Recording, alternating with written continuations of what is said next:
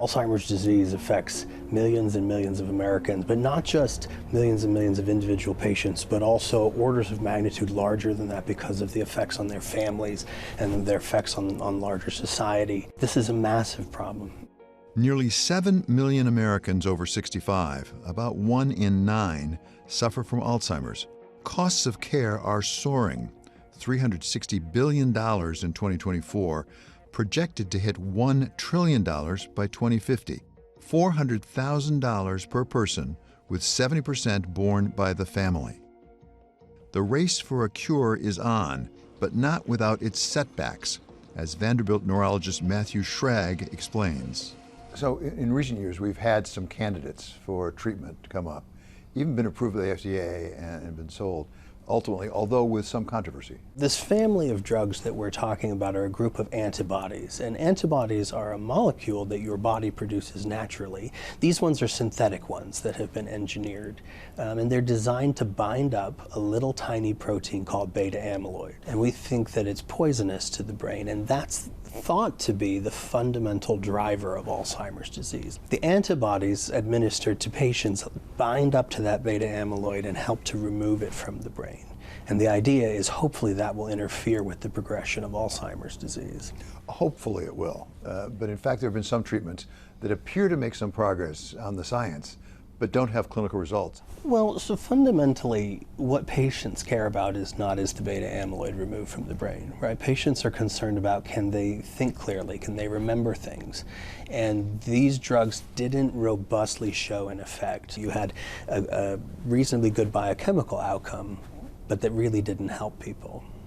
The problem, I think, that we've seen over 30 years of study of the amyloid hypothesis and the development of dozens of anti-amyloid drugs and vaccines is that it hasn't panned out. Charles Piller is an investigative reporter for Science magazine. Many neurologists and other doctors whose patients have asked about these drugs have the opinion that this statistical effect is not really a clinical effect. In other words, the impact is so subtle as to be imperceptible to patients or their families. However, these drugs also come with great risks, including the risk of death or brain damage associated with brain swelling or bleeding that they can cause.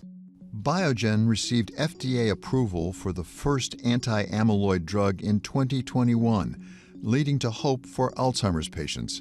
This and other similar approvals, Piller says, ignited a market frenzy, but Schrag calls it a dead end, a view echoed in Piller's new book, Doctored: Fraud, Arrogance, and Tragedy in the Quest to Cure Alzheimer's. There's been a fair amount of research, work, money being put into it. Why is it that we haven't made more progress? The simplest answer is that it's a complicated disease. I've become more concerned as time has gone on that research integrity may be part of that equation. After Schrag criticized the FDA's approval of the Biogen drug, two physicians skeptical of another Alzheimer's treatment, this one from Cassava, hired him to do an independent investigation. Cassava's stock had soared 900%, leading to a $5.4 billion valuation, and the physicians ended up shorting the stock and filing a whistleblower complaint with the SEC. A number of individuals were concerned that something fishy might be going on and started to examine the basic science and some of the other supporting information around this drug and started to develop concerns. And their attorney reached out to me to be part of the process to evaluate the science behind this drug, Simufilm and Cassava Sciences. What did you find when you started looking into it?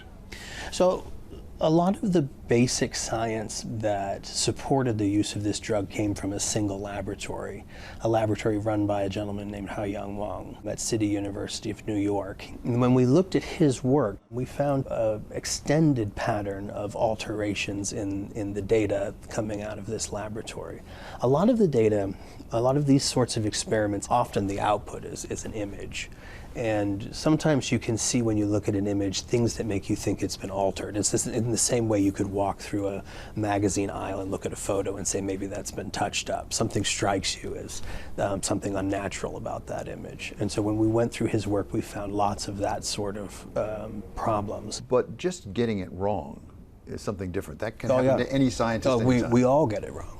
Yeah, absolutely. This is not about making mistakes. We're looking at a very coherent pattern of altering data to fit certain hypotheses. When you collect your data, right, there should be very little reason to make cut and paste type changes within an image. You know, I think there are things that you can see that are universally inappropriate. Schrag's findings supported a citizens' petition urging the FDA to halt clinical trials. I was tagged on Twitter in a post where somebody said, "Hey, Elizabeth, you need to look at this." And it was a link to a citizen petition. Dutch microbiologist Elizabeth Bick is a forensic image expert and pioneer of crowdsourcing to uncover flawed studies. Using such platforms as PubPeer, she and other sleuths publicly share evidence of apparent data manipulation. These were photos of these scientific papers that looked at Western blots, which are protein blots, and it showed all kinds of problems in these scientific papers. And it looked like a lot of that body of work contained potential fraudulent results. And so I completely agree that it would make sense to ask the FDA to halt the trials on humans. Because if the work done on animals already looks fraudulent, it's very unlikely that it would work. Do you know what ultimately happened to cassava and its medication? There have been a number of investigations. The Department of Justice appears to have pursued a case against Hao-Yang Wang. He was actually arrested for this type of data manipulation, accusations of data manipulation and fraud. And so I know that case is proceeding. The stock plummeted 85% in a matter of basically minutes when it was announced that the drug had failed. And so what happened is a lot of people in the market lost money on this drug, enormous amounts of money. The question I have is why the FDA, which is the agency that had the power to intervene, didn't do anything for literally years, knowing what they knew. Cassava says it is cooperating with the DOJ and has made changes to the leadership team. Wang pleaded not guilty, but what Pillar and Schrag had found led them to look beyond cassava, enlisting a team of private citizens, including Bick, to investigate whether there might be other problems with Alzheimer's research. They say they uncovered numerous instances of data manipulation going all the way back to one particularly influential paper published nearly 20 years ago.